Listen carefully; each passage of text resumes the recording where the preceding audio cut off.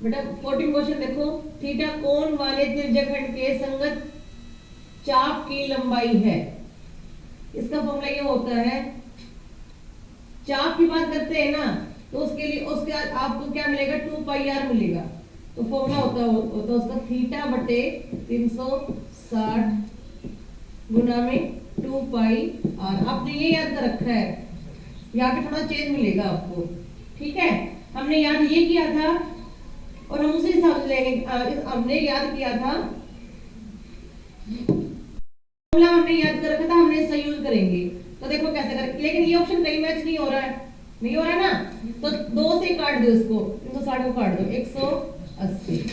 ये क्या आ जाएगा, पाई आर थीटा, थीटा के साथ पीछे मल्टीप्लाई हो जाए, कोई दिक्कत नहीं है, बात एक ही है, बटे 180।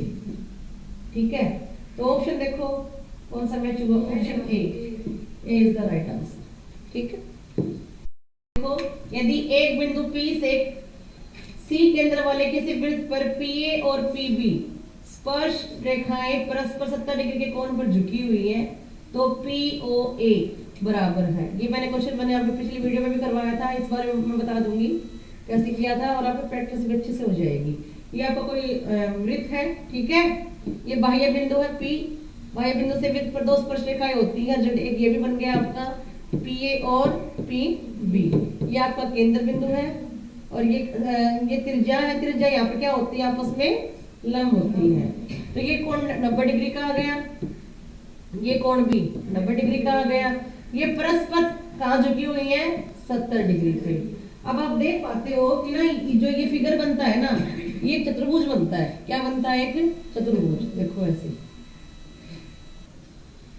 और चतुर्भुज में चारों कोणों में क्या होता है, 360 होता है, तो 70 प्लस 90 प्लस 90 कितना हो गया, देखो निकालो उसको। तो ये 180 कंफर्म है कि इन दोनों का 180 बनेगा, और 70 ये कितना हो गया, 250। तो ये वाला कोण कितना पर बचेगा, 110। अच्छा, इससे पिछली वीडियो में मैंने बताया था कि ना ये वाला A और B का जोड़ तो 180 रहेगा, लेकिन ये जो P पे और जो पे कोण बनता है ना, उनका जोड़ भी क्या आएगा, 180। अगर 70 इधर था, डायरेक्ट करने के लिए ये तो हमने बाय फॉर्मूला किया है, 70 अगर यहाँ था तो यहाँ कितना बचेगा, 180, सॉरी 110। और फिर जो ये कोण पूछा है इसने, कौन सा कोण पूछा है, POA, ये कोण क्या हो जाते हैं, आपस में हाफ हाफ हो जाते हैं, आधा ऊपर और आधा नीचे। तो 110 का आधा ऊपर कितना गया, 55, और नीचे कितना आ गया, 55। तो क्या ऑप्शन आया आपका, तो अगर हमें शॉर्ट ट्रिक से करना है तो साफ कर देती हूँ उसको, देखो कैसे करेंगे, सीधा सा आंसर निकालो। फिगर का आपको पता है, ये P, ये A, हर बार ऐसे फिगर बनेंगे, ये B, ये O, ऐसे आप कर दोगे। ये कौन पूछा उसने, इनका इनका जोड़ 180 है, यहाँ पे कोण कितना बन रहा है, 70, यहाँ कोण कितना बनेगा, 110, आधा कोण ऊपर आधा कोण नीचे, 55। सीधा आप ऐसे कर सकते हैं, ठीक है। डायरेक्ट क्या करोगे, जो भी एंगल दे रखा है उसको 180 में से माइनस करो, 110, उसका आधा कर दो, आंसर आ जाएगा। ठीक है, लगभग क्वेश्चन आपको इसी फ्रेम में मिलेंगे।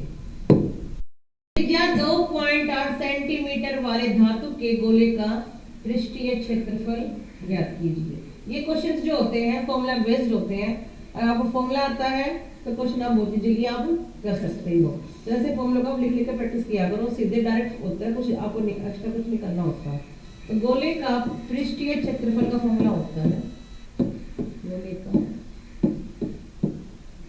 पृष्ठीय क्षेत्रफल बेटा 4 पाई आर स्क्वायर। ठीक है, और जब तक पाई है, पाई में कुछ भी नहीं, अगर जब पाई है तो आंसर में होता, आंसर में नहीं है तो पाई का मान अपने को लेना है 22/7। पाई का मान होता है 22/7। जब तक बोला ना जाए, कई जगह वो कह देते हैं 3.14 इस टाइप से लो, लेकिन जब तो नहीं बोला जाता हम क्या लेंगे, 22/7 लेंगे। तो रख दो यहाँ पे 4, पाई की जगह रखेंगे 22/7, आर स्क्वायर, आर जो होती है वो क्या होती है, त्रिज्या होती है। क्या होती है, त्रिज्या है हमारी यहाँ पे 2.8, 2.8 की पावर 2, यानी ये 2 बार गुना होती है। ठीक है, इसको इजीली सोल्व करने के लिए क्या करें हम, इसको पॉइंट को डाल लेते हैं। पॉइंट के लिए 1 और नीचे 0, पॉइंट के लिए 1 नीचे 0। अब देखो काट दो उसको, 7 1 जा 7, 7 4 जा 28। ठीक है, इसके ऊपर गुणा आ रही है 98, 9856, और 10 और 10 की गुणा नीचे कितना आ गया, 100। इसको 100 को हटाने के लिए क्या करेंगे, 2 डिजिट छोड़ के पॉइंट लगा देंगे। 98.56 सेंटीमीटर स्क्वायर। क्षेत्रफल जो होता है वो वर्ग सेंटीमीटर में होता है, तो 98.56 B is the right answer.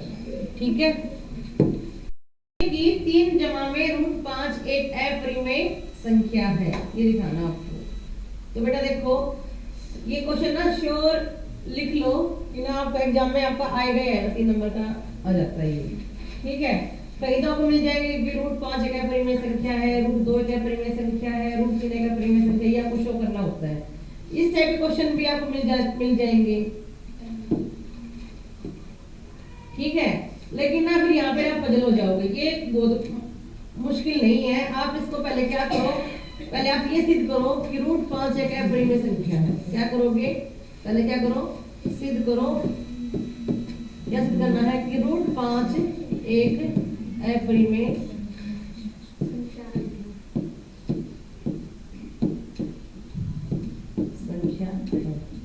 आपने अपने सॉल्यूशन देखे होंगे, आपसे रखा होगा कोई बटा बी। मोस्ट सॉल्यूशन में क्या मिलता है इसका, ये मिलता है कि √5 जमा में 3 को हमने क्या मान लिया, a बटा b मान लिया। a और b क्या है, सह अभाज्य संख्याएं हैं, और b क्या है, नॉन जीरो। √5 को तुम क्या लिख देते हो, a बटा b -3 लिख देते हो।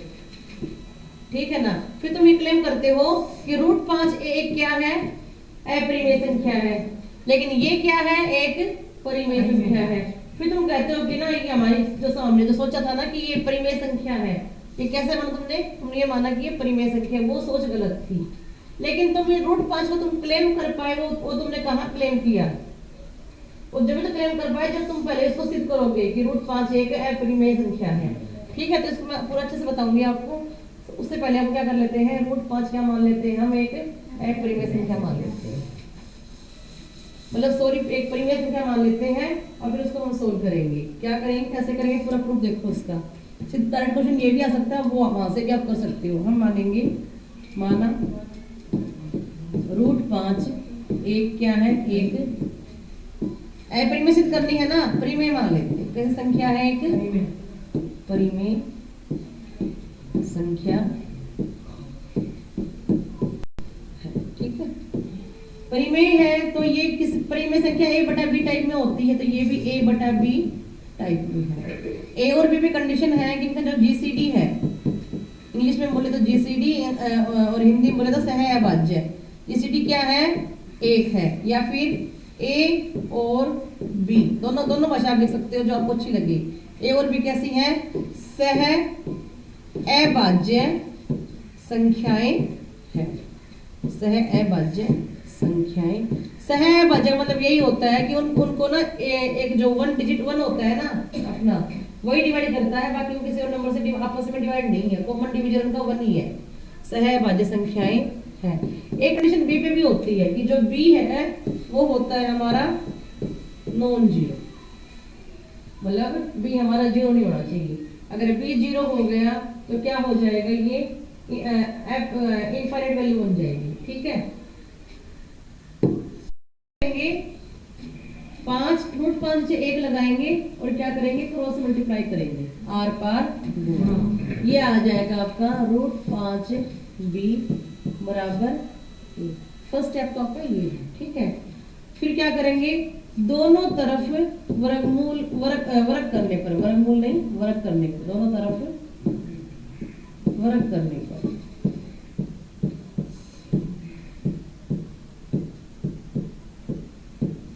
तो ये आपका आ गया √5b बराबर a, इसका स्क्वायर, इसका या आपका 5 √5 का जब वर्क करेंगे तो वो उसकी पावर, इसकी रूट की पावर हाफ होती है, वो पावर 2 है, हाफ से 2 पावर कट जाएगी, रूट हट जाता है। ठीक है, 5b की 2 बराबर a की पावर 2। ठीक है, करते हैं कि जो ये 5 है ना, अगर 5 को अगर हम इधर इधर लेके आएंगे नीचे, उसको बाहर करेगा ना, तो इससे हम ये कह सकते हैं कि a की 2 को 5 विभाजित करता है। क्या करता है? विभाजित करता है। दूसरी लैंग्वेज आप ये कह सकते हो कि 5 से मतलब कोई सी भी, चाहे आप ये लैंग्वेज लिखो चाहे आप ये लैंग्वेज लिखो, 5 से a की 2 भाग होती है या फिर विभाजित होती है। देखो, कोई भी चीज किसी से जब भाग होगी, जब उसके अंदर उसका मल्टीपल होगा। क्या होगा उसके अंदर? उसका मल्टीपल। मतलब a की 2 के अंदर 5 का मल्टीपल है, यानी a की 2 को मैं लिख सकती हूँ किसी भी वैल्यू 5 का मल्टीपल। मैंने 5c लिख दिया, और c भी क्या है? क्या अपना एक धनात्मक, c है एक धनात्मक पूर्णांक।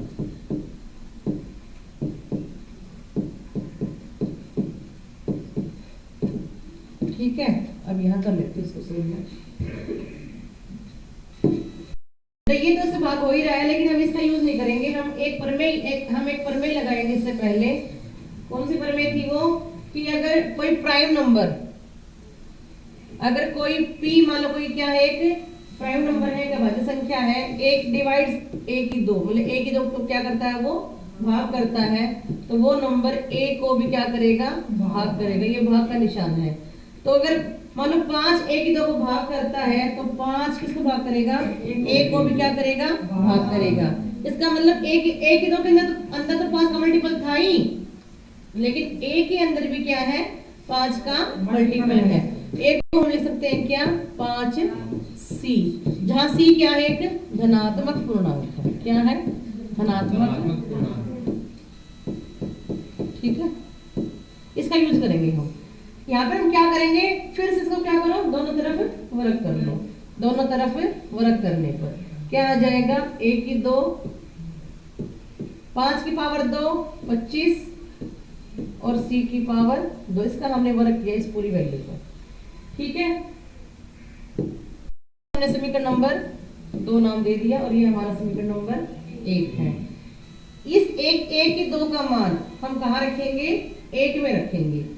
तो 5b की 2, a की 2 की जगह क्या है बेटा? 25c की 2, 25c की 2। इस 5 से ही 5 25 कट जाएगा, 5 पे गया पापा 25। b की 2 बराबर है 5c की 2।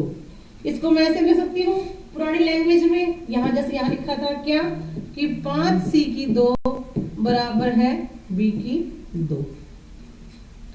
ठीक है, 5c की 2 बराबर है b की 2। इसका मतलब क्या? p क्या 5 क्या कर रहा है? 5 b की 2 को क्या करता है? भाग करता है।